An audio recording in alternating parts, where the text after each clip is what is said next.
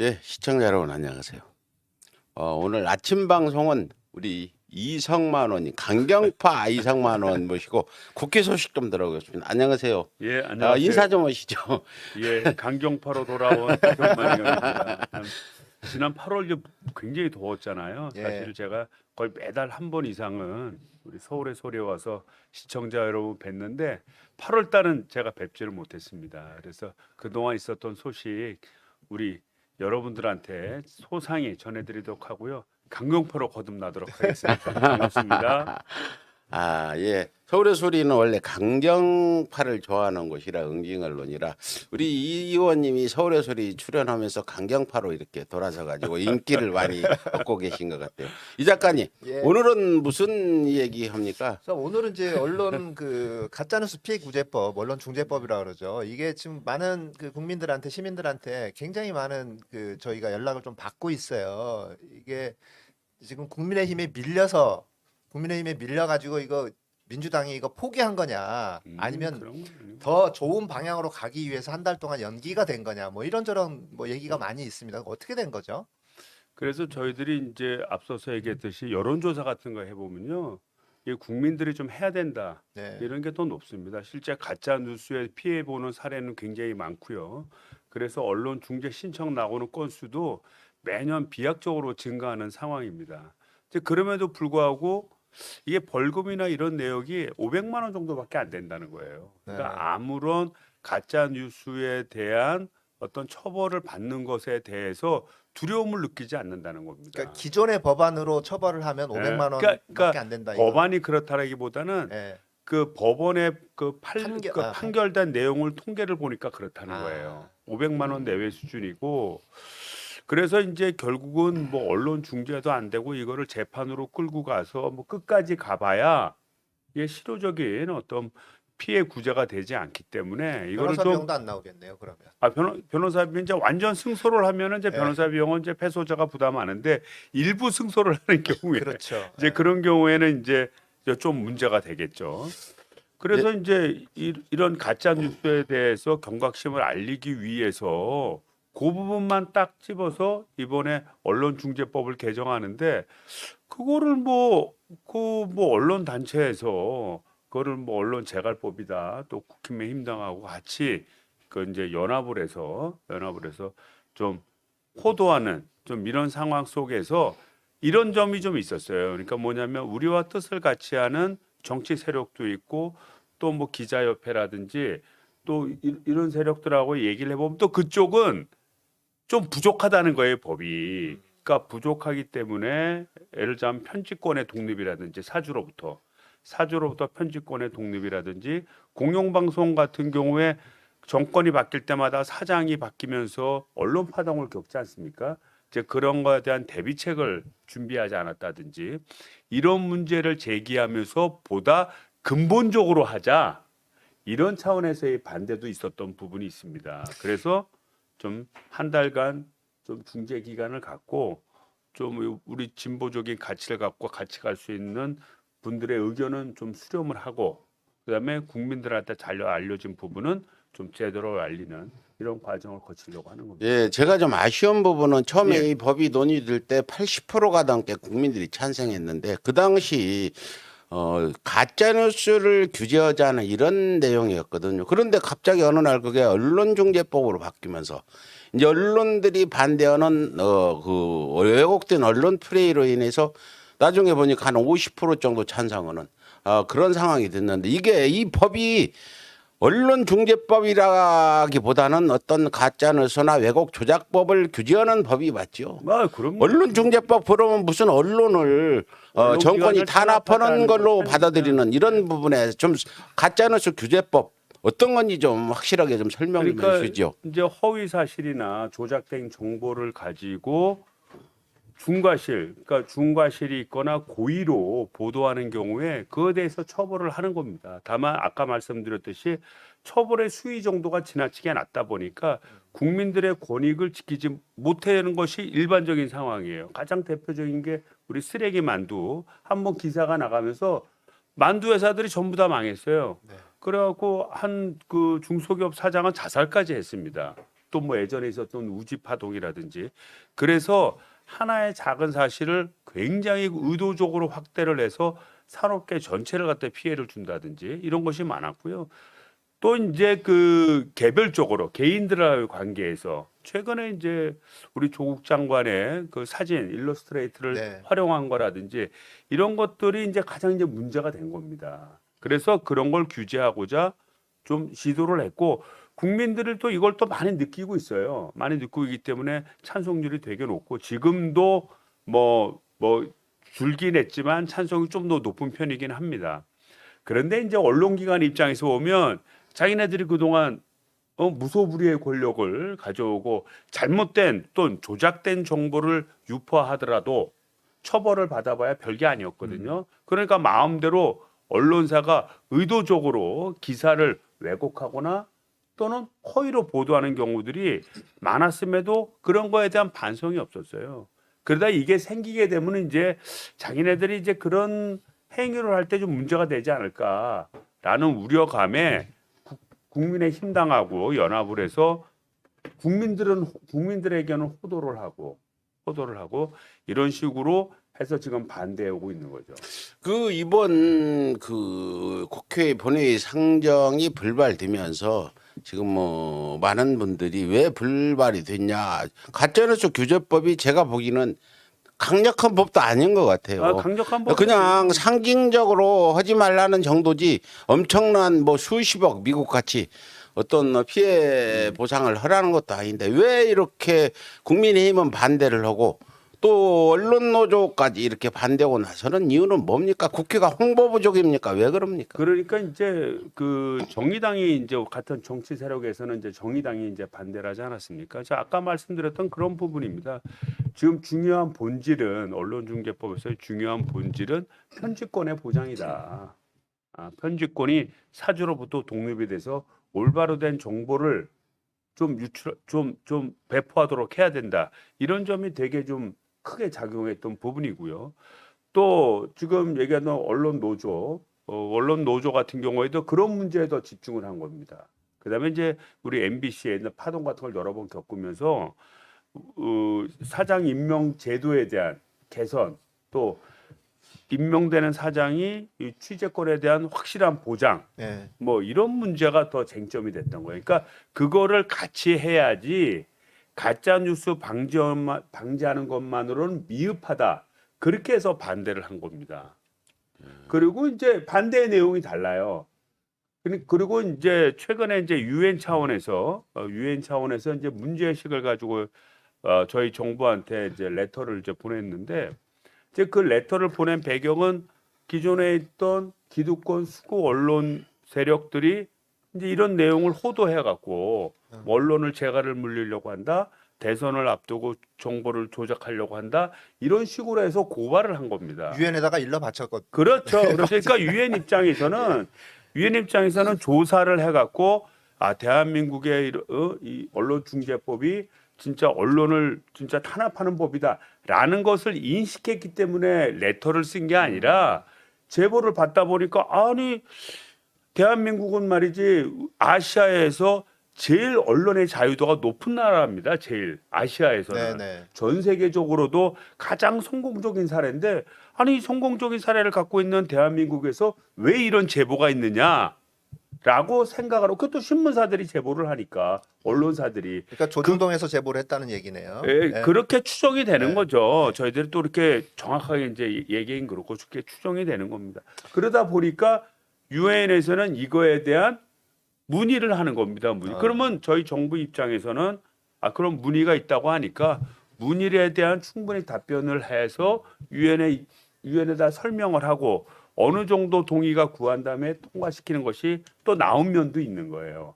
그래서 뭐 유엔의 문제 또는 진보 세력의 의견을 종합하는 문제 또는 국민들한테 잘못 전달되는 거를 이번에 좀 더 확실하게 전달해야 될 좀 그런 문제라는 것을 종합적으로 따져서 그렇다면 한 달 정도 시간을 갖고 유예기한을 갖자 이렇게 된 겁니다. SH 도라는 분이 부평갑 그 주문이래요. 이성만 의원 인사 좀 하세요. 와서 이성만 의원이와 시청하고 계신데 주민들께 좀 저 인사 먼저 한번 하세요. 또. 부평갑 주민들 안녕하세요. 보고 계실 거예요. 예.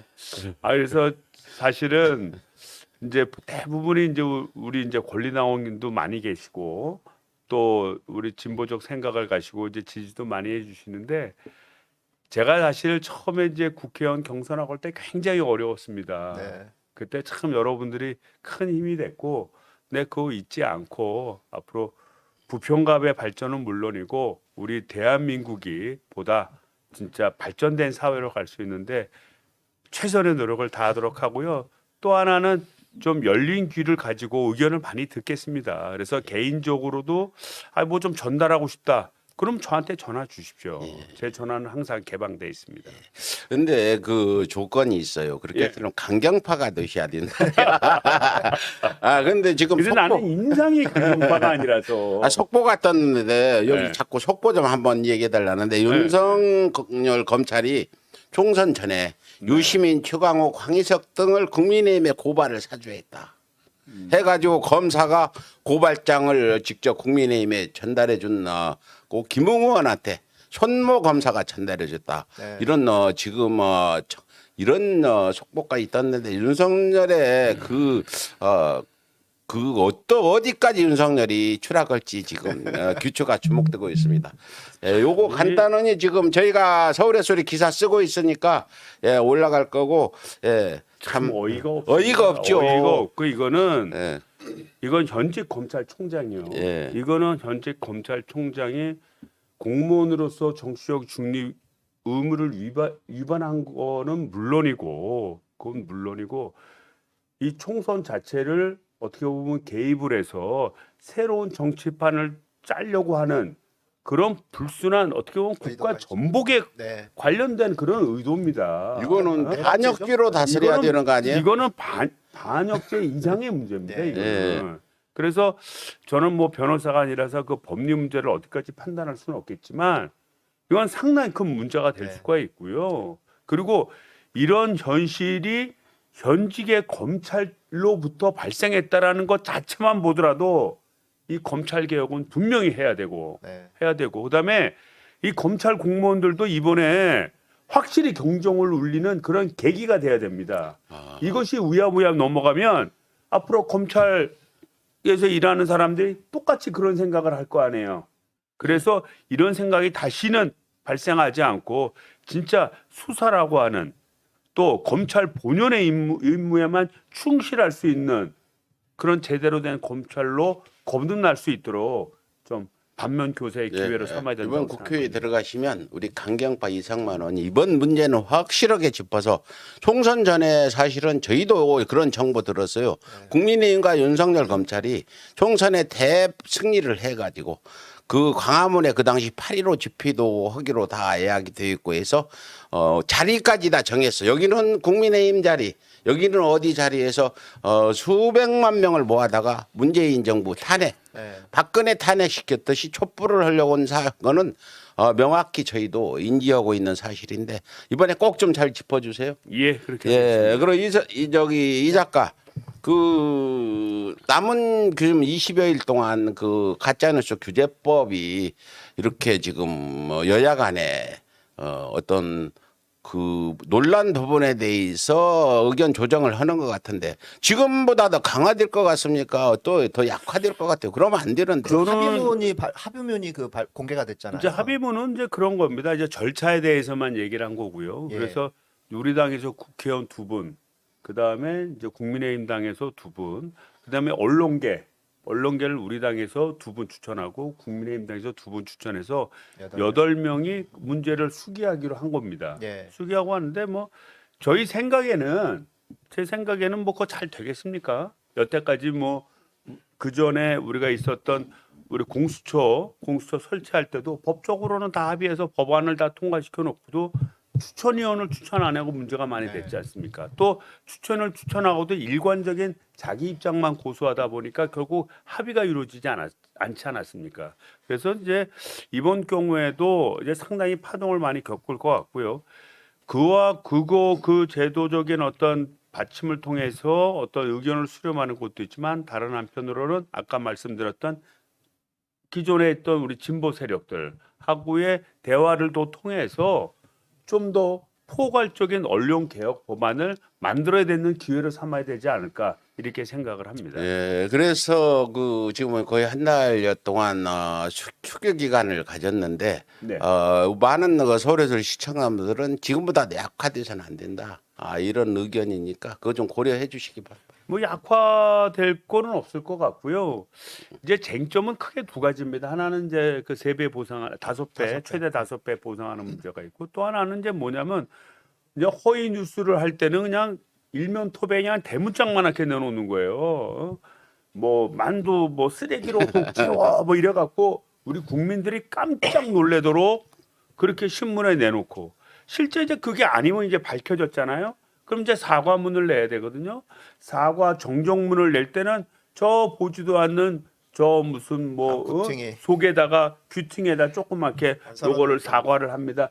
이렇게 썼던 것도 굉장히 문제가 된 거예요.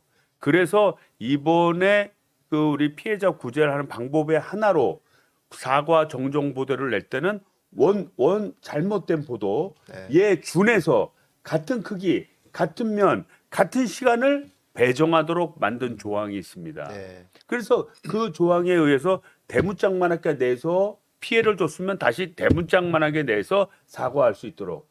그다음에 뉴스 보도 방송 같은 경우에 10분 동안 얘기해서 잘못된 정보를 유포시켰다고 한다면 사과 정정을 일단 똑같이 10분 동안 경위를 설명하도록 네. 이런 조항이 들어가서 실질적으로 좀 피해자 구제가 될 수 있도록 하는 법안을 그 두 가지가 쟁점입니다. 그래서 이 두 가지는 저희 민주당 차원에서는 확실히 지켜나가려고 최선의 노력을 다할 확실히 겁니다. 지켜나가는데 이 의원님이 앞장서주기 다시 우리 시청자분들이 지금 요청하고 있으니까 꼭 좀 앞장섭니다. 해주시고 예, 예. 부평갑 주민들 여기 강경파 이성만 의원님 잘 일 좀 잘하도록 팍팍 좀 밀어주세요. 후원금도 좀 많이 채워주시고 이렇게 해서 후원금은 다 찼습니까? 그러면 혹시 이제 이번에 언론중재법 그 이제 어쨌든 9월 27일로 연기가 됐잖아요. 9월 27일 날 본회의를 열기로 한 거죠. 예. 이게 이제 이렇게 보시면 돼요. 이 초입 단계에 있다고 하면 이게 상당히 시간이 걸리고 또 거치는 과정 속에서 시간이 지연되겠지만 이 법사위까지 다 통과돼서 본회의만 올라가면 되는 거예요. 네. 그래서 충분한 수기 절차를 거쳐서 합리적인 안이 나오면 저희들이 27일 날 무조건 상정하기로 어떻게 보면 국회의장과 다 합의를 본 사항이기 때문에 그날 처리될 수 있도록 최선의 노력을 다할 생각입니다. 예. 그런데 이번 그 가짜뉴스 규제법 국민의힘이 반대를 하면서 이준석 대표가 송영길 대표와 100번 토론에 나가기로 했는데 안 나가고 이걸 펑크 내면서 이 뭔가 관심을 더 받도록 하겠다. 국민의힘이 제가 궁금한 건 진짜 가짜뉴스 규제법이 나빠서 반대를 하는지 존재감을 과시하려고 대선 앞두고 민주당을 몰아치려고 하는 건 이 부분 이해가 안 되거든요. 저는 이제 그걸 어떻게 보냐면 언론 쪽에서 국민의힘당에다 강력하게 요구했을 가능성이 있어요. 우리 소위 수구 관련이라는 데서 네. 이렇게 예를 들면 규제 생기하면 아까 말씀드렸듯이 5배 배상의 문제도 크지만 동일지면 그 동일 크기로 사과 정정문을 내는 문제도 굉장히 큰 부담이에요. 그럼 함부로 가짜 뉴스 못 내지 않습니까? 그래서 아마 국민의힘당에다 언론 그 수구 언론 쪽에서 강력하게 요청을 했을 테고 그 요청을 안 받아들이면 니네들 이번에 대선도 못 도와준다 아마 그러지 않았을까 싶어요. 그러다 보니까 그 세력을 편승해서 함께 가서 전체를 우리 국민 전체를 호도하기 위한 방편으로 삼은 것 같습니다. 그러다 보니까 이제 정해진 그 MBC 토론이라고 하는 것이 사실은 뭐 방송이라는 것이 우리 서울의 소리도 그렇지만 미리 며칠 전부터 다 세팅을 해놓고 네. 만약 문제가 생기면 빨리빨리 좀 전환을 해서 다른 방송이라도 대체할 수 있도록 해야 되는데 30분 전에 전화로 연락을 했다는 거예요. 그래서 지금 펑크 내시면 어떡합니까? 그랬더니 기껏 한다는 말이 아니 동물의 왕국이라도 틀면 되지 않습니까? 그랬다는 거 아닙니까? 근데 중요한 거는 100분 토론은 MBC에서 하는 거고요. 동물의 왕국은 KBS 방영물입니다. 아, 그것도 프로그램 명도 뭐 아니 틀리네. 그러면 이거야말로 언론 탄압인 겁니다. 그렇죠. 이거야말로 이게 공당이라고 하는 것은 공적인 기능을 하는 정당 아닙니까? 그래서 MBC라는 어떻게 보면 공영기관 어떤 방송기관에서 국민들한테 다 알려준 거 아닙니까? 국민들한테 이런 문제를 가지고 송영길 대표와 이준석 대표가 토론을 하겠다. 그러니까 공적인 영역입니다. 그래서 그걸 참여해서 국민들한테 정확하게 알려줘. 그리고 국민들은 그거에 대한 기대감을 갖고 양 대표가 무슨 말을 하는지 들어보고 판단할 거 아니겠습니까?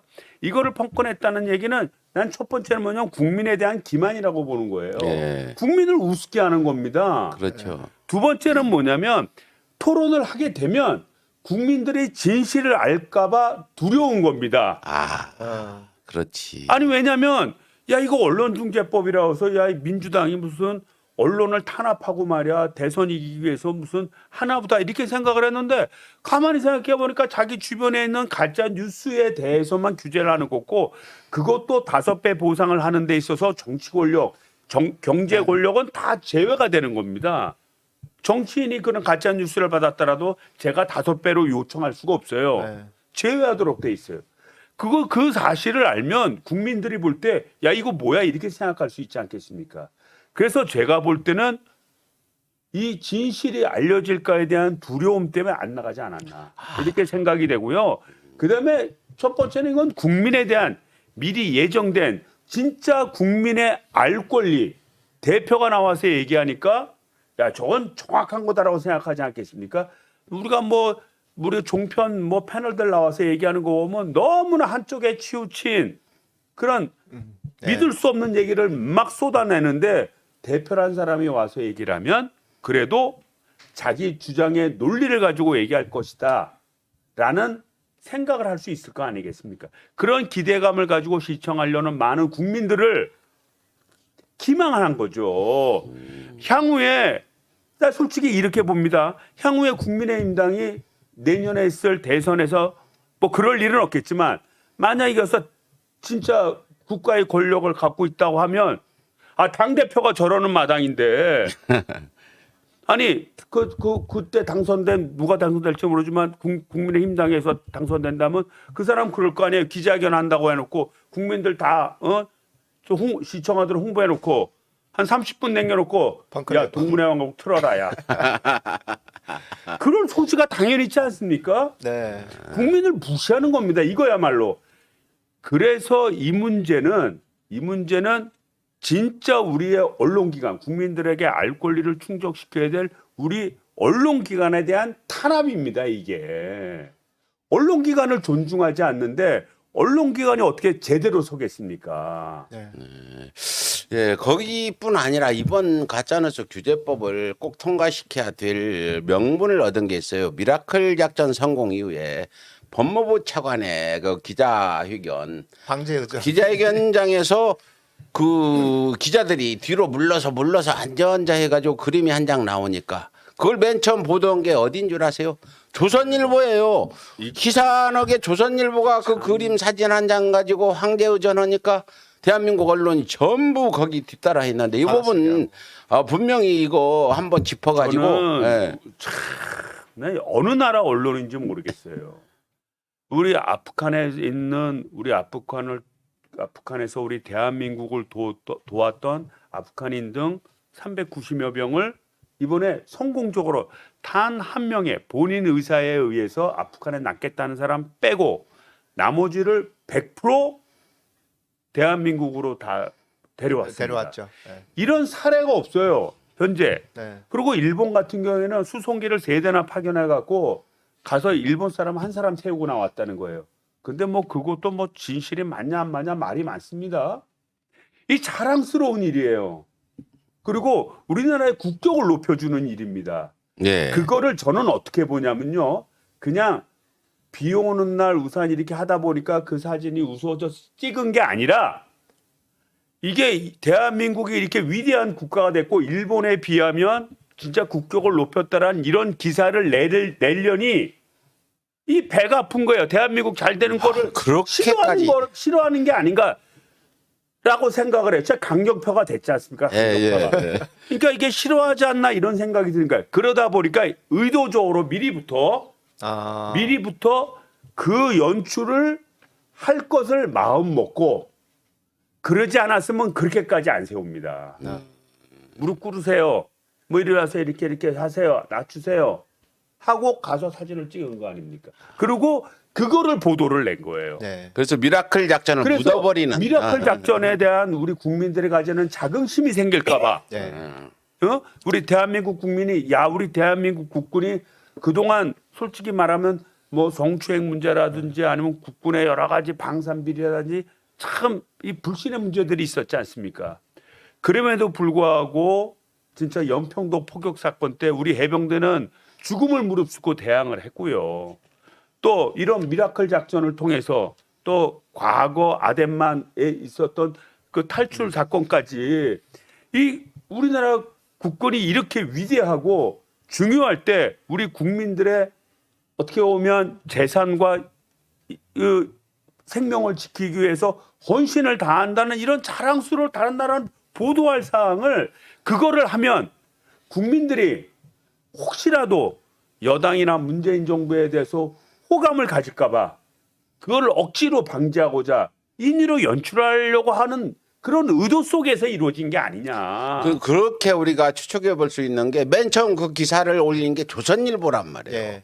조선일보가 시작을 해가지고 전부 다른 언론들이 따라서 그렇게 보도를 그리고 내고 미라클 작전 부분이 그것 때문에 묻혀버리는 그래서 이런 상황이 왔다. 그게 만약에 그런 게 만약에 문제가 되더라도 미라클 사건에 가지는 중요성을 진짜 그거를 상세히 보도하고 국민들이 자긍심을 느끼도록 하고 그럼에도 불구하고 참 이런 아쉬운 점이 있었다. 이런 식으로 나와야 될 기세를 이 거꾸로 만들어 버리는 말이죠. 이게 진짜 대한민국 언론인지 우리 국민들이 좌절돼야만 예전에 2019년도 수출 규제할 때 일본이 수출 규제할 때 대한민국은 망했다. 조선일보가 그랬죠. 네, 그랬죠. 이제 빨리 일본에 가서 사죄하고 문제를 풀어야 된다. 그랬던 언론, 그랬던 정당. 이 국민들이 이거 제대로 판단하셔야 됩니다. 나라를 위하는 건지 물론 그래서 지난 총선도 대패하고 진짜 우리 여당이 180석을 가져가면서 지금도 끌고 가고 있지만 이런 차원에서 보면 아직도 정신을 못 차리고 있는 겁니다. 예, 그렇군요. 그 이번에 가짜뉴스 규제법이 통과되면 조선일보가 그 가짜뉴스를 이번 그 황제 의전한 거 그것도 크게 일면에다가 사실이 아닙니다. 잘못했습니다. 그렇게 내야 되나요? 그렇게 되는 거죠. 배상은 않더라도 이 공직자나 정부는 배상은 안 받아도 배상은 안 받아도 그 크기로 동일 크기로 동일 지면으로 이 사과 정정문을 내야 돼요. 그 법무부 차관이잖아요, 그분이. 그분은 대상에서 제외되는 건가요? 그러니까 어떻게 되는 아니 거죠? 그거는 그러니까 5배는 제외가 되고 네. 그러니까 그분이 만약에 자기를 모욕했다. 내가 진짜 무슨 무릎 꿇고 황제 의전이나 받는 그런 차관이 됐다는 거에 대해서 자기는 억울하다. 네. 배상해라. 이거에서의 5배 배상은 신청을 못 합니다. 네, 네. 5배 배상은 신청을 못 해. 왜냐하면 행정 권력 또는 정치 권력은 배제하게 돼 있어요. 경제 권력 등은.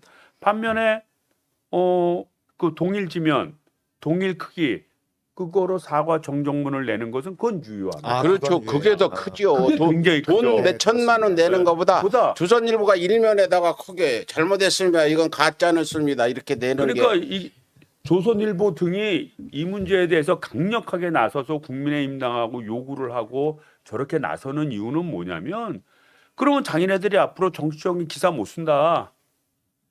그 국민을 호도하는 얘기를 쓰기가 겁날 거 아니겠어요. 만약 언론중재위원회에서 이거 잘못됐다라고 판결받으면 그 동일 크기로 내야 되는데 네. 그런 두려움감이 있으니까 국민의힘 당한테 막 요구를 하고 또 국민의힘당 입장에서는 솔직히 말하면 수구 언론의 도움을 받아야 향후에 있는 선거전에서도 유리할 텐데 저거 없으면 그동안 그 썼던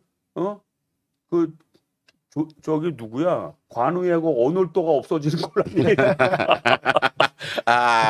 이 관우의 그 청명한 오늘도가 없어진다. 하여튼 제가 바라는 건 이번 그 수기 기간에 문제는 돈이 문제가 아니다.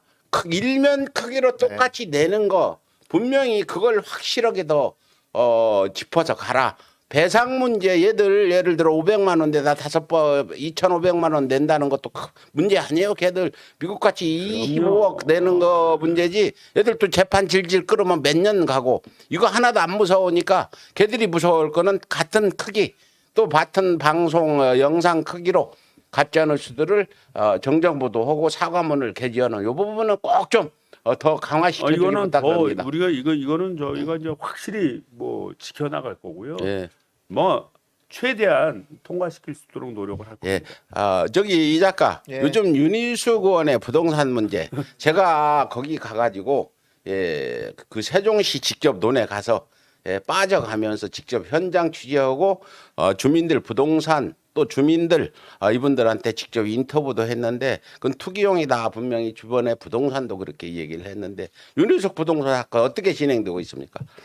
뭐 진행되는 건 일단 밝혀진 건 이제 다 밝혀졌고요. 일단은 이제 윤희숙 의원은 이제 뭐 처음에는 이제 본인이 그런 본인의 가족이 그런 부동산 투기에 좀 의심받는 대상이 됐다. 이것 자체가 자기의 어떤 그런 청렴성, 정통성 이런 것을 훼손했기 때문에 자기는 뭐 국회의원직을 사퇴하겠다 뭐 이러지 않았습니까? 네, 예. 그랬죠 처음에. 그래서 이제 사실 나중에 밝혀 보니까 지금 우리 초심님 말씀한 대로 뭐 그 계단이에요, 계단 논의. 예, 제가 뭐 이게 아니 그 영농하겠다는 사람이 무슨 계단을 그렇게 좋아해서 뭐 계단식 논을 사겠어요. 팔순 예? 노인이라고 나. 아주 그 값도 더 싼 널떠드레한 논들이 많은데. 예? 그러면 그거 그러니까 그거는 뭐 반도 안 주면 사는데 그러니까 그거는 말도 안 되고요. 그리고 세종까지 내려갈 필요 없이 동대문에서도 가까운 논 많습니다. 아니 저한테 오시면 제가 한번 알아봐 드릴게요. 그거 남양주나 이런데 같이 네. 이런데 가면 있어요. 남양주는 포천 가도 있고. 예. 그 값 더 쌉니다. 예. 예? 절대 가정농장 할수 있는 농지 데 많이 있죠. 아주 투기에 의심받지 않도록 절대 농지로 해서 저한테 오시면 알아봐 드릴게요. 윤희숙 의원한테 전화 좀 하시죠. 땅 네. 제가 소개해 준다고. 아니 이제 제가 공개적으로 얘기했으니까 이제 들으시면 얘기하겠죠. 그래서 여하튼 뭐 그렇게 해서 했는데 이런 투기 의혹 문제가 이제 짙게 이제 나오면서 이제 국민의힘당도 좀 머쓱해진 꼴이 된 거죠. 예. 머쓱해진 꼴이 됐고 제가 알기로는 이제 윤희숙 의원이 일단은 의원실은 철수한 것 같아요. 짐 다 뺐대요. 예, 의원실은 철수한 것 같고요. 그 다음에 이제 그 국민의힘당에서는 이제 국회의원 제명, 그러니까 동의하는 거죠. 국회의원 사퇴를 이제 인정해준다. 동의하는 걸로 정리를 하고 민주당도 이제 그렇게 해서 정리되지 않을까. 지금 그렇게 좀 생각이 됩니다. 근데 어쨌든 범죄 혐의가 있기 때문에 이거 지금 현재 상황에서 사퇴를 시켜주면 안 되는 거 아니에요?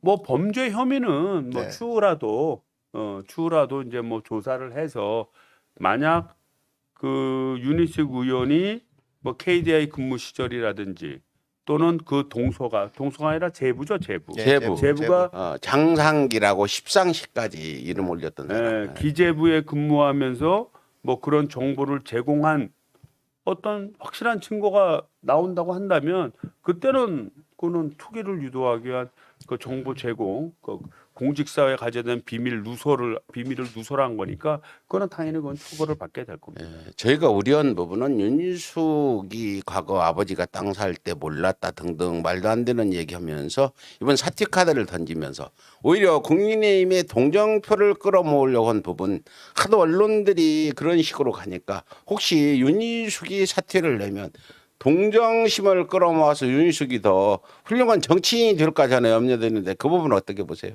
뭐 그거는 뭐 우리 국민들이 선택할 문제예요.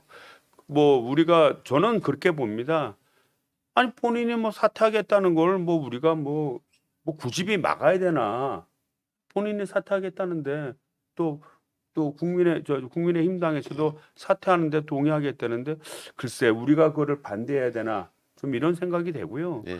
그 다음에 그 윤희숙 의원이 추후에라도 자기가 이런 의혹을 받는 거에 대해서 과감하게 진짜 국회의원직을 던지는 그런 스스로 자기를 정화하는 그런 모습에 대해서 긍정적으로 보시는 분들은 좀 앞으로도 뭐 지지나 뭐 이런 걸 하겠죠. 하지만 그런 것이 어떻게 보면 자기 굴레에 빠진 거 아니까 만약에 그 아버지가 투기라고 생각하기에는 좀 무리가 있었다라고 생각하면 이거는 윤희숙 의원이 진짜 그런 청렴성을 가지고 했구나라고 생각을 하지만 지금 봐서는 투기가 거의 진짜 뭐 눈뜬 장님이 아닌 다음에 그냥 100% 거의 투기라고 인식할 수밖에 없는 그런 상황인데 그런 상황에서 이런 행위를 했다는 거는 자기 굴레에 빠져서 자승자박한 결과가 아니냐. 그리고 곱게 물러난 게 아니지 않습니까? 또 투기라고 의심받더라도 국민들한테 죄송합니다. 예, 아직 사과는 안 나왔습니다. 죄송합니다. 이렇게 된 거. 저는 그 국회의원 이러면 진짜 동정의 여지도 있고 우리 당도 좀 반성도 해봐야 되고 여러 가지 고민거리가 있어요. 그런데 뭐 우선 우리 당 의원들 뭐 비판하는 의원들을 다 거론해 가면서 물러나라. 본인은 우리 민주당 양이원영 전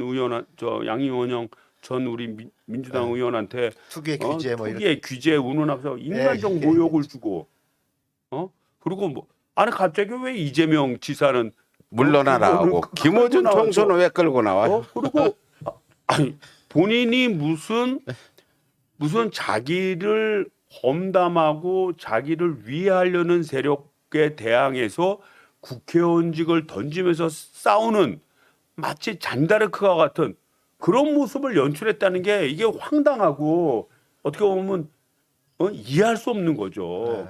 그런 차원에서 봤을 때 저희 당에서는 전 그래야 된다고 봐요. 저는 개인적으로 동의할 생각입니다. 예. 저는 빨리 관둘 사람 빨리 빨리 관둬. 간너라. 사표 빨리 관두고 투결해. 예. 다만 이 문제에 대해서 사표가 자기 반성이 아닌 자기가 마치 뭐 자기가 조작당하고 자기가 음해당하는 그 거대 여당과 맞서 싸우는 이렇게 인식이 되지 않도록 올바른 진실을 우리 여당이 진짜 샅샅이 찾아내서 우리 국민들한테 알려야 된다고 봅니다. 네, 좋습니다. 예, 아까 저희 가짜뉴스 구제법에 뭐 징벌적 손해배상 전 5배 지금 5배는 그건 징벌적 손해배상이 아니다. 지금보다 한 100배 올려야 징벌적 손해배상인데 많은 분들이 그 부분에 이번 협상에서 우리가 뭐 빼도 괜찮다는 식의 얘기를 한 것 같은데 저는 5배 이거 저도 동아일보한테 500만 원도 받고 해릴경제한테 300만 원도 받은 이런 사람인데 500만 원 미만이래. 그거 아무것도 아니고 시간 낭비 변호사비 빼면 아무것도 남는 거 없는데 2,500만 원도 마찬가지다. 그리고 여러분들한테 말씀드리는 건 징벌적 손해배상 아무것도 아니다. 아니 그리고 그게 그렇게 좀 그러니까 돈으로 홍보 해결되는 좀 해주세요. 거는 너무 약하다. 네, 약하다. 소심님 그리고 그다음에 이게 있어요.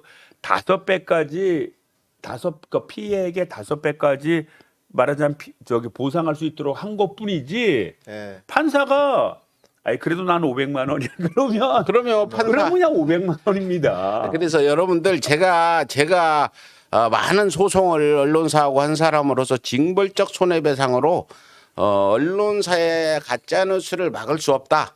다만 그 크기에 사과문이나 정정 보도가 더 무섭다. 얼마나 창피해요. 일면에다가 냈던 기사 일면에다가 이거 가짜뉴스입니다. 내는 거는 수십억의 효과가 있다. 이걸 여러분들 아시고 징벌적 손해배상을 하려면 지금보다 한 100배 늘리라고 하세요. 그래야 맞습니다. 여기까지 하고 혹시 그 황보성이 의원하고 좀 인사라도 한번 해보셨어요? 저는 황보승희 의원을 이번 뉴스를 통해서 처음 알게 됐어요. 아 뉴스라니 어떤 뉴스요? 혹시 알고 계세요? 아 이거 뭐 저기 뭐 어느 매체에서 보도된 거. 남편분이 아마 그쪽 남편분께서 예. 예. 그 이제 국민의힘당 그 뭐 게시판에다가 예. 네. 뭐 조사를 해달라, 뭐 고발을 해달라, 뭐 이런 식으로 해서 그 사연을 좀 보냈던 것 같아요. 사연을 보내서 그게 뭐 남녀 문제다 보니까 제가 이제 뭐 얘기하긴 뭐하지만 여하튼 뭐 내연남이 있고 그다음에 내연남으로부터 뭐 여러 가지 스폰서를 받고 그래서 현재 국회의원직도 오르게 됐고 뭐 그랬다는 얘기고요.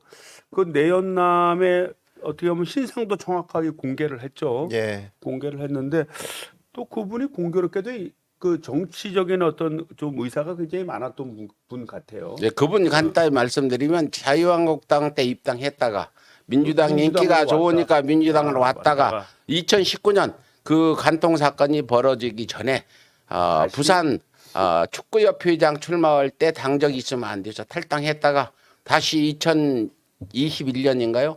부산시장 공동선대위원장 국민의힘 네. 박형준 국민의힘당으로 그렇게 다시 철새같이 그렇게 왔다 갔죠. 갔다 한 왔다 갔다 사람입니다. 해서 뭐 건설업을 하고 있고 뭐 어느 정도의 재력가다 이렇게 좀 얘기를 하고 2천억대 재력이라고 그래요. 네,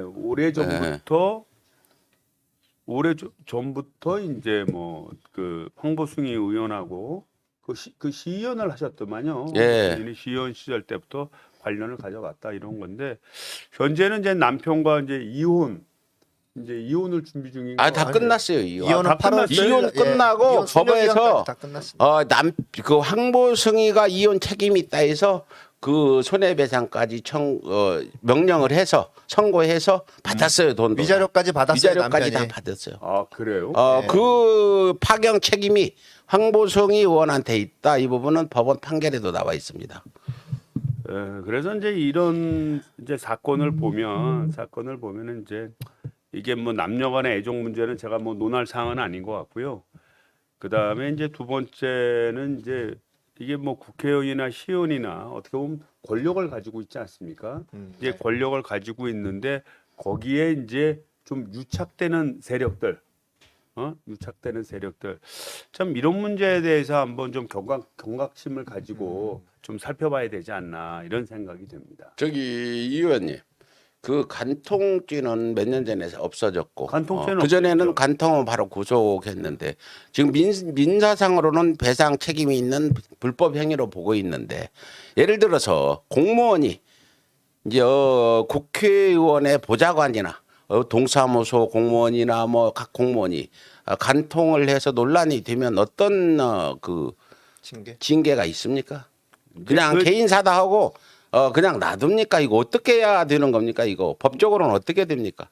이게 이제 제가 이제 공무원 생활할 때도 이런 사례가 하나가 좀 있었어요. 예. 사례가 있어갖고 이제 뭐 이제 그건 거꾸로 이제 남자 직원이 있었고 그 부인이 와서 뭐 저한테도 면담도 하고 막 사무실이 아수라장이 되고 이랬는데 그때 결과로 이렇게 보면 이제 그때는 간통죄로 고발할 수가 있었어요. 예. 고발할 수가 있었는데 부인이 간통죄로 고발을 하지는 않았습니다. 예. 않았고 그 다음에 그 당시에는 그 문제에 대해서 뭐 처벌을 하거나 하지는 않았고요.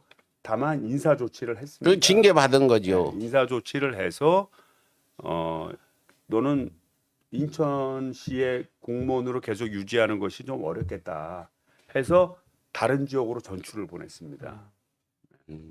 그래서 저는 간통죄가 없어졌다 하더라도 국회의원이 간통을 일상화하면 대한민국의 많은 국민들이 간통이 일상화될 것 같은 문제가 있다. 간통은 한 사람 두 사람만의 피해가 아니라 자식, 뭐 시부모 뭐 이렇게 해서 많은 사람들이 피해를 보는데 이 부분에 이번에 꼭 짚어줘야 될 부분이 간통죄는 없었지만 간통은 해서 안 된다. 이 부분을 좀 한번 짚어주셔야 되는 거 아닌가 이렇게 그거야 말씀드리고 뭐 싶습니다. 우리 사회적인 우리가 법으로는 형법적으로 법으로는 처벌하는 것을 우리가 없애버렸지만 우리가 인간적인 윤리, 도리 이제 이런 차원에서 보면 아니 좀 문제가 있는 거죠. 이 가정이라고 하는 것이 사회를 이루는 최소 단위고 가정이 붕괴가 되면 우리 사회도 형성이 안 되고 대한민국도 형성이 안 됩니다.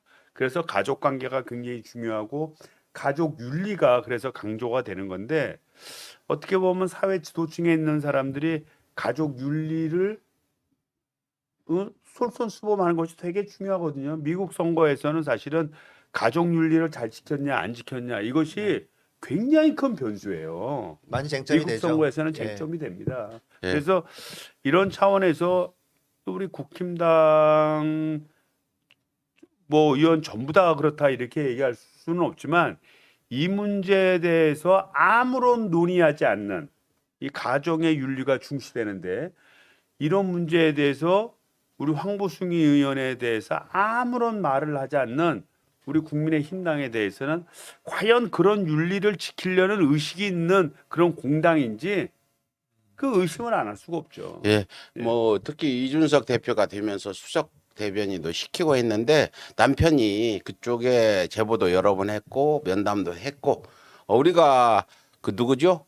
이준석 비서실장 있는 그 서범수 이분하고 직접 통화했는데 뭐 아직 확실한 입장 발표 안 하고 황보승 의원은 오히려 우리가 입장을 물었더니 서울의 소리를 보도했으니까 민정사상 고소하겠다 이렇게 나왔습니다.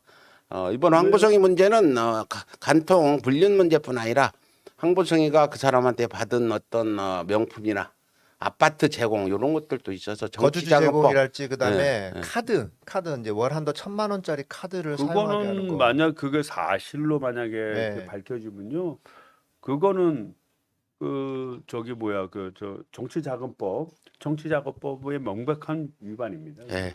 그리고 선거 중에 그 돈이 쓰였다면 선거법 위반입니다. 예. 그렇게 하고 황보승이 얘기는 처음으로 국회의원 되시는 우리 이성만 의원께서 처음으로 이 공식적으로 이 거론을 하는 것 같고 다른 언론은 하나도 보도를 않는 그런 상황이라 오늘 여기까지 하고 오늘 지금 긴급 뉴스 나왔는데 그 윤석열 검찰이 그 재직 시 그 대선 전국 판을 흔드는 핵폭풍이 예상되는 이런 보도가 떴죠. 총선 전에 윤석열 검찰이 여당의 유시민, 최강욱, 황희석 이런 고발 사주하고 이렇게 시켰다. 이건데 지금 잘 모르시죠? 이제 막 나온 예, 뉴스라. 이제 저 지금 여기 와서 만일 들었습니다. 그렇다면은 윤석열 검찰이 이렇게 야당에게 고발 시키고 또 그 고발장들을 건네주고 이 부분은 어떻게 지금 법에 저촉이 되는 겁니까? 그거는 일단은 뭐 우리 검찰도 공무원 아닙니까? 예. 검찰 공무원인데 공무원은 정치적인 중립 의무가 있죠. 중립 의무가 있는데 선거를 앞두고 특정 정당의 선거가 잘 유리하게 될 수 있도록 그리고 고발하도록 고발장을 써서 줬다는 거 아니겠어요? 예, 예. 그렇죠. 그럼 그 정치 개입을 한 거죠. 네. 그 자체가 공무원의 정치적 중립 의무를 위반한 겁니다. 위반한 거예요. 위반한 거기 때문에 그 자체가 처벌이고요. 만약에 이제 그 윤석열 당시 검찰총장이 그 문제에 개입이 돼서 그거를 사주하고 그거를 주도했다고 한다면 본인이 미리부터 국민의힘당하고 내통해 가면서 앞으로 자기가 관두면은 국민의힘당에 가서 뭐 역할도 해보겠다 그런 것을 은근히 내포한 거 아니겠어요? 그러니까 지금 현재 대선 후보로서 국민의 입당을 예상하고 미리 공작을 했다 미리 이렇게. 공작을 했다 이렇게 볼 수 있지 네. 않습니까? 좀 길게 보면 예. 이렇게 보면 그거는 불법에 의한 좀 공직자가 되기 위한 좀 대통령이 되기 위한 그런 행위를 한 거죠. 그래서 이거는 뭐 국가를 진짜 뭐 전복하거나 또는 국가를 위기에 빠지도록 그렇게 만든 거 아니겠어요? 이 기사 내용 간략하게 소개해드리면 윤석열 검찰이 총선 코앞에 유시민, 최강욱, 황희석 등 국민의힘의 고발을 사주했다. 윤석열 검찰은 한동훈 명예훼손 피해 고발 야당에게 시켰다. 그다음에 윤석열 검찰이 김건희 비판 보도 기자들도 야당에게 고발을 사주했다. 그다음에 그네. 고발장 작성의 증거 자료로 야당에 넘겨 실명 판결문까지 주었다. 그다음에 법률권 인사 야당 고발 사주는 명백한 정치 공작. 윤석열 검찰권 사유하다. 이렇게 해서 검찰총장 무력화 시도에 윤석열은 야당 고발로 대응을 했다. 이렇게 고발 사주로. 그래서 윤석열 총장 눈과 귀, 총장 지시 없인 못 움직인다. 이게 윤석열이 모르진 않았을 거다. 이렇게 하고 윤석열 전화 차단, 김웅 전달만 한 것 같다. 뭐 순수성 황당한 말씀 등등 하는데 김웅 의원한테 그 언론 기자들이 지금 전화를 하니까 전화도 차단해 놓고 지금 입장 발표를 않는 이런 상황이다. 그래서 어느 언론사에 뜬 거죠? 뉴스버스로 전혁수 기자가 썼는데 전혁수 기자는 저도 개인적으로도 아는 사람인데 이게 얼마나 받아들일지 모르겠어요. 서울의 소리는 좀 기사를 작성해서 올릴 건데 이 부분에 대해서 한번 우리가 경악하지 않을 수 없다. 윤석열이 이미 국민의힘과 총선 전부터 이렇게 문재인 정부를 무너뜨리려는 계획을 세웠다는데 경악하지 않을 수 없습니다. 이 부분 좀 총평 좀 해주시죠. 어떻게? 뭐 앞서서 이제 말씀을 드렸는데 이제 이 문제는 저는 이제 국가를 전복하려는 의도를 가지고 대선에 개입하고 그 전 단계로 준비한 과정이라고 보여지거든요. 그렇다고 한다면 이거는 철저한 좀 조사가 필요하다. 철저한 조사가 필요해서 인과관계를 전부 다 따진 이후에 이번 사건을 검찰의 개혁의 기회로 삼고 만약 이것이 그 검찰총장에 의해서 연결된 문제라고 했다면 우리 정당 개혁의 문제까지 함께 고민할 문제다라고 봅니다. 네. 이 작가 네. 이제 시간도 1시간이 다 됐어요. 다 됐는데 이제 우리 국뽕뉴스 그럼 우리 정말 남 비판하고 야단치고 하는 거 하지 말고 진짜 이성만 의원님이 국뽕뉴스는 다루시죠. 지금부터 국뽕뉴스로 좀 진행을 좀 해보시죠. 아니죠. 얼마 전에 그 한국의 국가 경쟁력 순위가 이제 발표가 됐어요. IMD. 23인가로 이렇게 예, 나왔죠. 예. 예. 그 내용 좀 말씀을 해주실래요? 그 이제 IMD라는 이제 스위스에 있는 기관인데 국가 경쟁력을 이제 발표를 합니다. 그래서 이제 5가지 부문에서 이렇게 나눠서 발표를 하는 것 같아요. 뭐 경제력이라든지 또는 행정 능력이라든지 또는 노동 시장이라든지 이런 걸 분야별로 그 판단하는데 최근에 우리나라가 IMD 그 국가 경쟁력이 지난 정권 때 좀 약간 떨어졌었어요. 예. 그러다가 이제 이번 정권 들어서 다시 최고가 22위인데 22위 선으로 이제 올라갔다 이렇게 볼 수 있고요. 그 안에는 보통 작은 국가들이 일하기가 편하지 않습니까? 뭐 싱가포르라든지 또 홍콩이라든지 뭐 이런 도시 국가는 물론이고 뭐 타이완 같은 조그만 소국가들 인구도 적고 이런 데가 아무래도 일하기 편하기 때문에 상대적으로 그런 국가들의 순위가 되게 높은 편이에요. 네. 그래서 인구 2천만 이상이 되는 국가들만 이렇게 따져보면 한국이 거기서도 한 8위 정도 합니다. 네, 8위 자료 정도. 화면을 좀 볼게요. 네, 저기 지금 위에 그래프가 인구 2천만 명 이상 국가에 대한 예, 거예요. 예, 네. 그렇죠. 29개 나라 중에서 8위예요. 근데 전체 순위는 또 64개 나라 중에서 23위네요. 네, 네. 예. 그러니까 우리나라가 지금 굉장히 좀 많이 상승을 해 있는 상황이에요. 그러니까 지난번 박근혜 정권에서 많이 많이 떨어졌었죠. 떨어졌었죠. 예. 예. 많이 떨어졌다가 2018년도부터 해가지고 계속해서 조금씩 올라가고 있는 상황이에요. 예, 예. 그래서 이제 전체적으로 보면 그 국가 경쟁력이라는 치수, 이 IMD 지수 자체를 가지고 뭐 절대적으로 이것이 뭐 100% 정확하게 판단했다 이렇게 얘기할 수는 없지만 그래도 가장 신뢰성 있는 판단 중에 하나입니다. 국가를 봤을 때 판단인데 결국 문재인 정부 들어서서 어떻게 보면 경쟁력이 올라가고 있다. 지금의 산업 정책이나 경제 정책이나 각종 재반 정책이 올바른 방향으로 가고 있다. 저 이런 문제고요. 저 안에 이제 행정 부분하고 정치 부분이 조금 아직도 좀 수리가 많이 좀 낮은 편입니다. 사실은 경제 이런 부분보다는. 그래서 우리 뭐 국회라든지 또는 우리 정부가 좀 더 자정 노력을 열심히 해서 개선한다면 아마 우리 순위가 앞으로 더 올라가지 않을까 이렇게 생각이 됩니다. 참고로 이제 일본 같은 경우에는 한 31위 정도. 아, 우리가 한 10계단 가까이 앞서 있네요. 그러니까 8계단. 90년대만 하더라도 일본이 우리나라보다 월등히 높았죠. 월등히 앞섰는데 거의 우리가 일본을 앞선 지가 거의 한 10년째 됩니다. 네.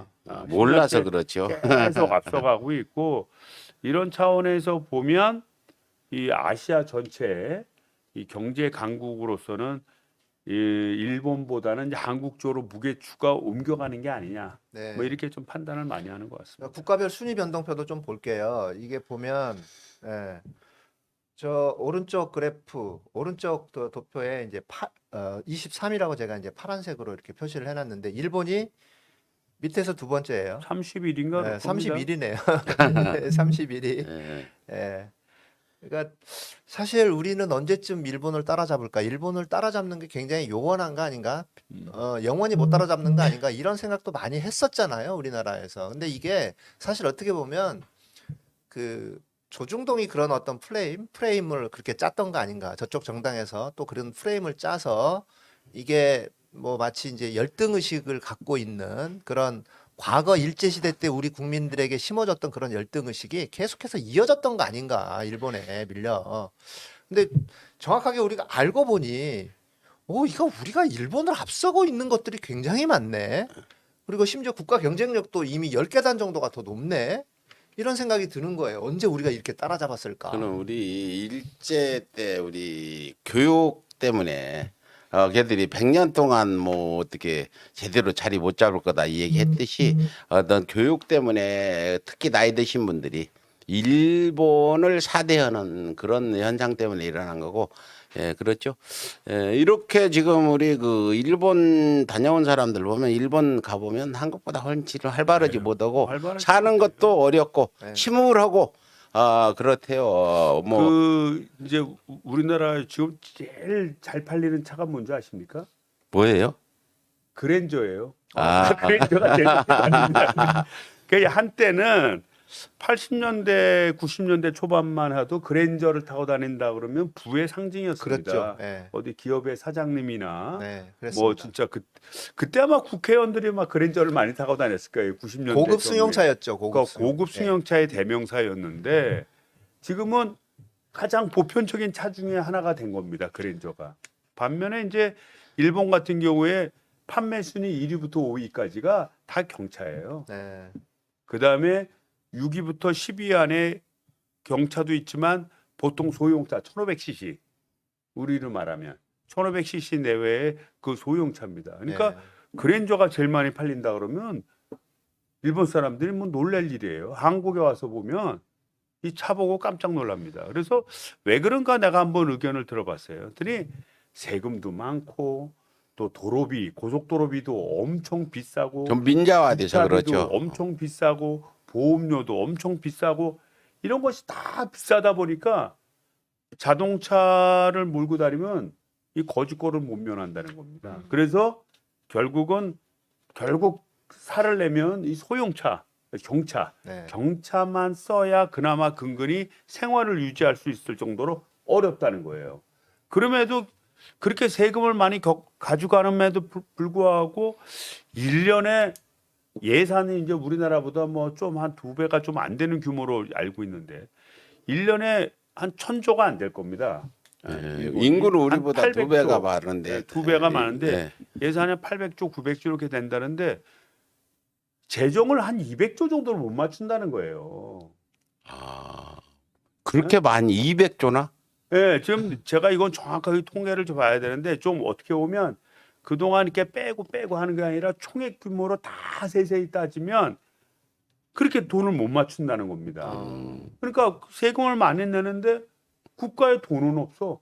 그러니까 무슨 일을 못 하는 겁니다. 지금 한국의 국방비가 일본의 국방비를 지금 넘어선다 그래갖고 일본이 난리예요. 그래요? 네. 우리나라가 이제 GDP의 한 2.78% 정도를 국방비로 씁니다. 그래서 50조 원이 넘으면 한 55조 될 것 같아요. 내년 예산이 55조가 넘을 것 같은데 일본이 한 1% 정도 씁니다. GDP에. 그런데 그것도 한 55, 한 5조 정도 되는 거예요. 그래서 실질적인 구매력으로는 벌써 옛날에 넘었고 예. 절대적인 액수 자체도 내년에 한국 국방비가 넘었을 걸로 예상이 돼요. 근데 거기는 모병제고 우리는 징병제다 보니까 인건비가 우리가 상대적으로 낮은 편이에요. 그 인건비가 되게 높은 편이고, 그래서 실제 전투력에 쓸 수 있는 가용 재원이 현격히 차이가 난다는 거예요. 그러니까 일본에서는 야 앞으로 야 국방비도 저렇게 많이 쓰는데 우리가 한국한테 자, 함부로 말 못하겠다. 대한이 독도에서 얼쩡얼쩡대다 한 대 맞으면 어떡해요. 그렇죠. 그러다 보니까 일본에서 국방비를 늘리려고 요구를 한다는데 GDP의 1%밖에 안 쓰니까 올릴 수가 없다는 거예요. 왜냐하면 상당 부분의 재원을 그동안 한 1경 5천조에 해당하는 빚을 갖는 원금인가 이자를 상환하는 데 써야 되고 그 돈이 빠져나가니까 재정이 펑크가 나지 않습니까? 그만큼의 돈을 또 차환을 해와야 되는 겁니다. 그러니까 지금 카드 돌려막기 하는 거예요. 예, 그리고 어떤 분들은 뭐 국뽕 뉴스 부정적으로 보는데 이거는 국민의힘이나 국민의힘 지지자들, 윤석열 지지자들, 대한민국 다 망했다고 그러잖아요. 그분들 들으라고 하는 방송이에요. 대한민국 망하지 않았어요. 네. 근데 지금 경제 다 말아먹고 안보는 뭐 개판이고 윤석열 그 후보가 그저께 가서 대한민국 군대 얘기했는데 군대도 안 갔다 오신 그래서 분이 이거는 국뽕은 우리 서울의 소리 시청자가 아닌 저 국민의힘 지지자들한테 들으라고 하는 거니까 그렇게 이게 하시고 지금 봐서는 2030년 정도 우리나라가 일본한테 유일하게 뒤지는 게 해군력이거든요. 예. 뭐 육군은 게임이 안 되고 예. 공군은 좀 엇비슷하다 그래요. 예. 근데 2030년쯤 도래하면 해군력도 그때는 한국이 앞설 것 같다라는 게 전체적인 분위기예요. 그래서 미국 입장에 외교 정책이 바뀐 거예요. 박근혜 정부 때만 해도요. 중심이 그 미국의 우방의 중심이 일본입니다. 네. 일본이고 한국은 그 일본에 따라가는 나라였어요. 그러다 보니까 일본이 주장하는 대로 미국이 움직였기 때문에 뭐 사드 문제라든지 또는 우리 위안부 문제라든지 이런 걸 강제로 합의 보도록 유도한 거 아니겠어요? 근데 지금은 뭐 우리가 뉴스 보도 나오지만 바이든이 하는 외교 행태라든지 G7에 참여하는 거 이런 걸 쭉 보니까 한국을 더 중시한다는 거예요. 지금 영국하고 지금 퀸 엘리자베스호가 와서 동해상 독도 인근에서 지금 해상 훈련을 한다는 거 아니에요. 그 일본 입장에서는 이거 미친 일이에요. 왜냐하면 독도는 자기네 땅이라고 우기는데 영국 군함이 와갖고 한국군하고 같이 독도 근처에 동해상을 왔다 갔다 하고 동해 수호 훈련을 한다는 얘기는 결국 이 동해를 책임질 주체, 독도의 주체는 누구냐라는 걸 객관적으로 입증하는 건 그렇죠. 아니겠어요. 예. 그만큼 예. 중심이 바뀌는 겁니다. 그렇죠. 그래도 돈을 못 써. 돈이 없어서. 그렇죠. 그뿐 아니라 우리가 눈으로 보는 게 각국 그 정상회담 뭐 G7 등을 보았을 때 스가 총리하고 문재인 대통령 보는 표정이 달라요. 이게 지금 특히 바이든 대통령은 일본 중시 외교가 아니라 그 한반도 한국 중시 외교로 가는 건 분명한 것 같고 왜? 우리한테 더 큰 게 있으니까 당연히 그렇잖아요. 미국이 자국 이익 중심으로 외교를 하는 나라가 대한민국이 막강해졌는데 저 무너져가는 일본하고 손잡고 할 필요 없다. 저는 그분들도 이렇게 생각할 거라 보는데 그렇죠? 네, 들려오는 얘기에 의하면 이제 우리가 미사일 규제도 다 해제됐지 않습니까? 그다음에 마지막 남은 무기에 대한 규제가 이제 원자력이에요. 근데 이제 원자력 핵 잠수함 원자력 핵잠수함은 올해 내에 풀리지 않을까라는 전망들이 있더라고요. 올해 내에 이제는 한국에도 원자력 핵잠수함을 두어서 북한은 물론이고 중국 등 견제할 필요가 있다. 이렇게 보는 것 같고요. 그 다음에 이제 마지막으로 이루어지는 게 이제 전자권 전환까지 이루어지면 이제 우리나라 군대가 이제 독자적으로 세계의 강군으로서 위상을 갖게 되는 거고요. 문재인 정부 들어서 매년 예산을 7, 8%씩 증액을 한 겁니다. 이렇게 증액을 한 정부가 없어요. 근데 이렇게 징역한 배경에는 특정사 출신이라 그래요. 근데 그런 면도 있고요. 외교적인 전략의 필요가 있는 거예요. 예. 우리가 계속 일본이 중심이 되고 우리가 부속이 되는 형태로 가면 한국의 외교가 뻗어나갈 수 없다고 보는 겁니다. 네. 그래서 당장 뭐 우리가 이제 북한이라든지 잠재적 위험 요소인 중국이라든지 뭐 이런 거에 대응하는 군사력을 키우는 것도 있지만 그 외에도 우리나라의 외교력이 이 동북아 질서의 중심이 되게 하도록 하는 역할도 하는 겁니다.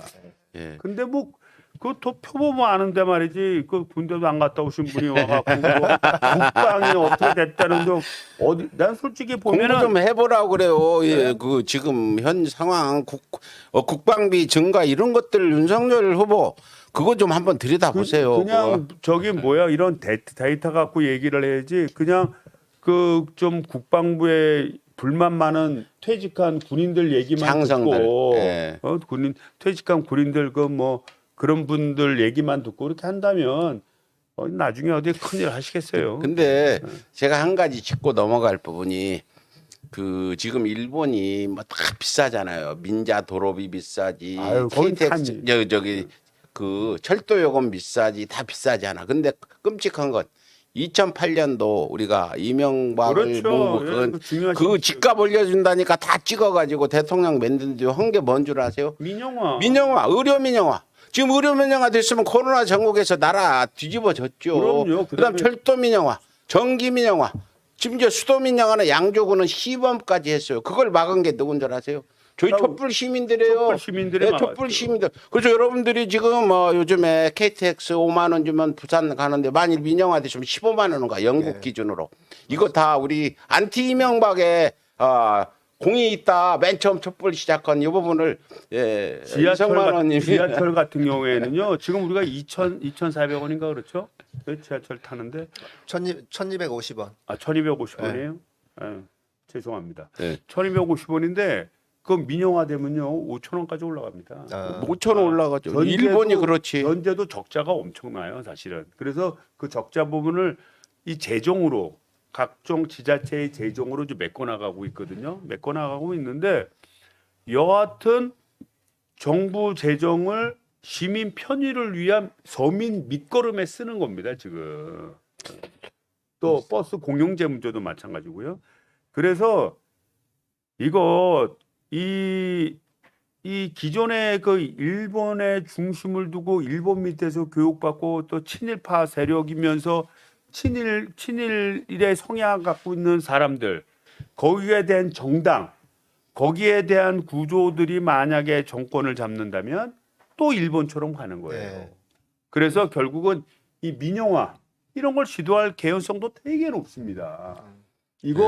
그거 우리 저 이명박 정부 때 그거 우리 안 막았으면 큰일 큰일 났어요. 났죠. 맞아요. 그러면 우리 국민들 제가 볼 때는 월급 좀 오르면 뭐 합니까?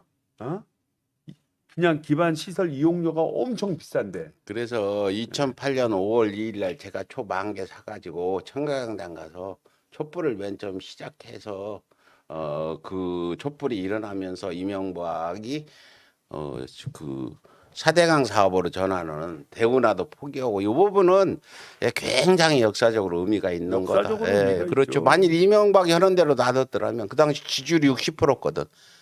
그래서 큰일 날 뻔했다. 다시 한번 저는 진짜 우리 국민 여러분, 우리 지지자분들은 물론이고 국민 여러분들한테 말씀을 드리지만 이게 뭐 누구 무슨 감정을 갖고 뭐 A당 후보를 찍을까 B당 후보를 찍을까 나는 뭐 어디 출신 사람이니까 누구를 찍고 이거 그런 문제가 아니에요. 그런 문제가 아니고 예.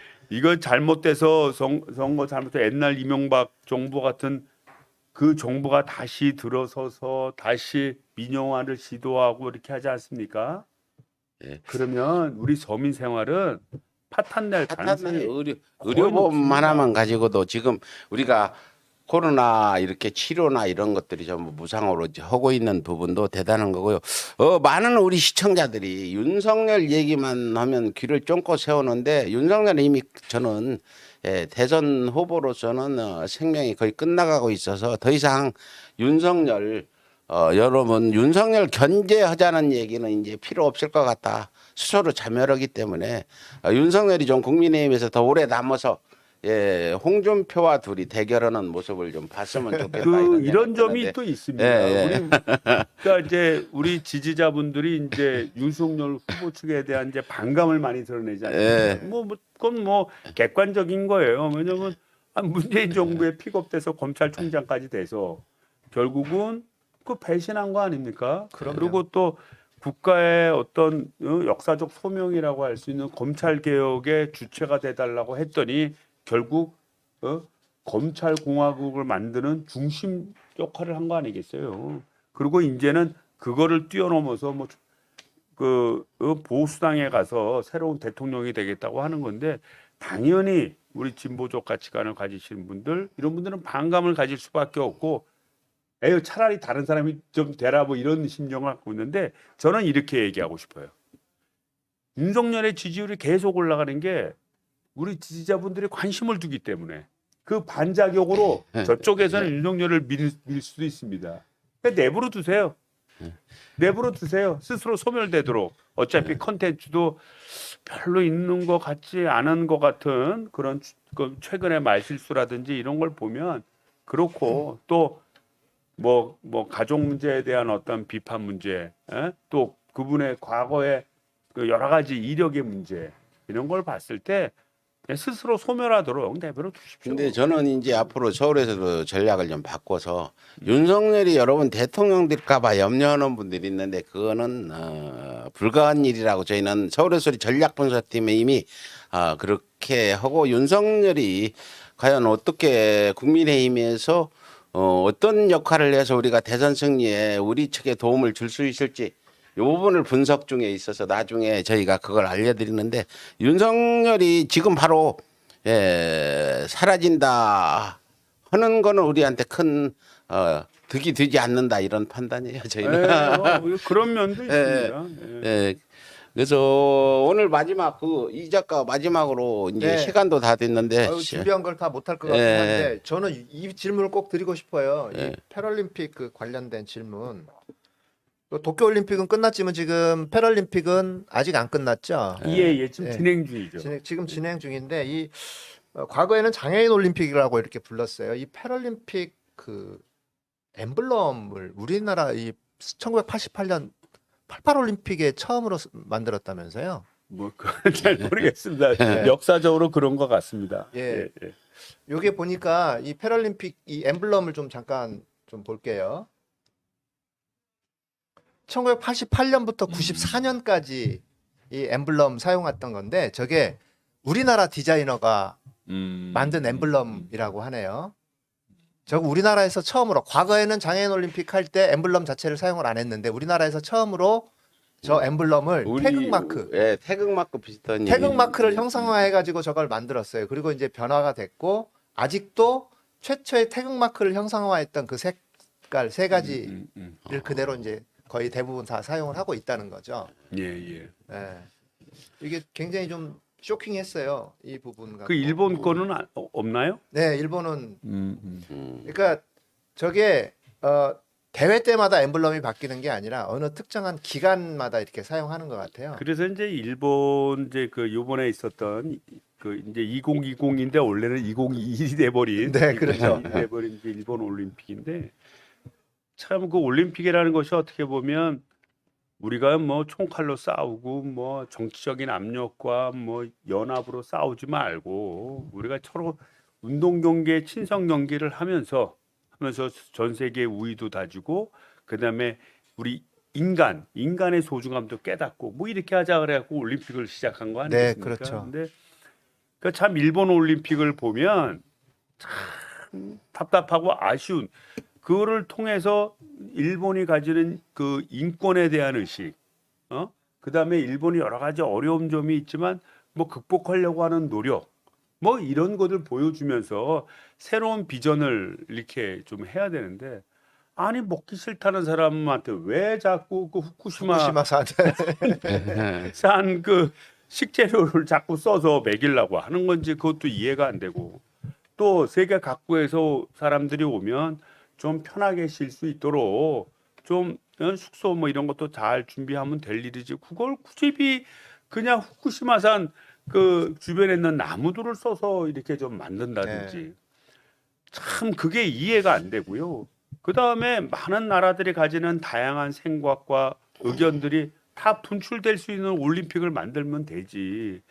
거기서 자기네들의 뭐 독도 문제라든지 또 쿠릴 열도 문제라든지 이런 정치적인 문제를 막 내세워서 어떻게 보면 올림픽을 정치화시키고 그 다음에 IOC라는 데는 그냥 돈에 무슨 미친 사람들처럼 그 중계권료 바꾸자 무조건 어떻게 보면 도쿄올림픽이 비판받는 가장 큰 건 그겁니다. 올림픽 정신을 훼손했던 거죠. 훼손했다. 그래서 참 지금의 일본의 어떤 상황을 이렇게 지켜보면 참 어렵고 힘들수록 의연하고 원칙을 지켜나가는 그런 국가가 돼야 제기를 할 수 있는데 그냥 눈 가리고 아웅식으로 수정 역사주의에 빠지고 과거를 부정하고 그 다음에 강요하고 다른 나라 네. 국민들한테 이게 참 안타깝고 이런 올림픽의 정치화된 진짜 이게 36년도 베를린 올림픽 이후에 가장 정치화된 올림픽이 아닌가 그런 아마 오명을 칠 가능성이 높습니다. 예, 12시가 넘었는데 마지막으로 네. 이번 그 지금 31일부터 대선 경선 그 민주당. 충청 네. 지역에 권리당원이 아닌 권리당원과 대의원 투표 들어갔는데 이번 대선 지금 경선 진행하고 있잖아요. 예. 이 경선이 잘 마무리되고 우리가 대선 승리, 촛불혁명 정권 재창출 이 부분에 대해서 마지막으로 좀 당부하실 말씀이 있으시죠? 한 말씀 해주시죠. 결국은 우리가 그 대선에서 승리하는 길은 국민 여러분들의 이제 선택에 의해서 승리할 수 있는 거고요. 또 이 국민 여러분들의 선택을 받기 위해서는 우리 지지자 여러분들이 우리 국민 여러분들과 함께 적극적으로 참여하는 길만이 우리가 승리의 지름길이라고 봅니다. 뭐 다른 많은 정치적인 공작과 뭐 긍정적인 뉴스, 부정적인 뉴스 많이 있지만 우리가 역사적으로 과거 정권의 흐름을 보면 박근혜 정부하고 이명박 정부하고 우리 노무현 정부하고 문재인 정부를 비교해 보시면 알 겁니다. 우리나라의 경제 상황이라든지 우리의 서민 생활이라든지 우리가 일을 하면서 잘하는 것도 있고 못하는 것도 있을 수 있어요. 언제 100% 다 잘할 수 있겠습니까? 다만 못하면 못하는 걸 빨리 시인하고 빨리빨리 고쳐나가면 되는 겁니다. 그렇게 해서 잘하도록 같이 함께 힘을 맞춰 나가야 되는데 저는 이번 대선이 이명박 정부와 박근혜 정부로 회귀되는 그런 과정이 된다면 지금 쌓아온 우리 대한민국이 가지는 위상과 우리 국민들이 가지는 자긍심과 권위 이런 것이 훼손될까 봐 굉장히 걱정이 되고요. 우리 지지자 여러분, 국민 여러분들과 함께 보조를 맞춰가면서 많이 참여해 주십시오. 그러면 저희는 이번에 성공적으로 경선을 끝내고 어느 분이 후보가 되든 후보하고 원팀이 돼서 대선 승리를 위해 여러분과 함께 뛰도록 하겠습니다. 예. 네, 감사합니다. 여기까지 방송 마치고 오늘 오늘 오시느라고 국회가 지금 코로나 확진자가 생겨서 네, 굉장히 네. 지금 지금 굉장히 어려운 것 같아요. 긴장 중이에요. 예, 국회의원 확진자는 처음 아니, 몇 김두관 번 있었죠. 있었어요 몇 번? 예. 우리가 이제 저기 누구야? 서울시당위원장을 했던 안규백 의원. 네. 안규백 의원이 확진 한 번. 확진했었고 그 다음에 민홍철 네. 의원인가 부산에 네. 대구 부산에 민홍철 의원인가가 뭐 확진이 돼서 아마 격리됐었어요. 아무튼 마지막으로 제가 드릴 거는 많은 분들이 민주당 개혁 법안 때문에 불평불만을 가지고 계시는데 개혁은 정권 초기에 하는 거다. 최소한 이번 정부에서는 180% 얻었을 때 밀어붙였으면 큰 문제가 없었는데 그때 뭐 여론도 좋고 분위기도 좋고 지지하는 국민도 많았는데 실기했다. 네.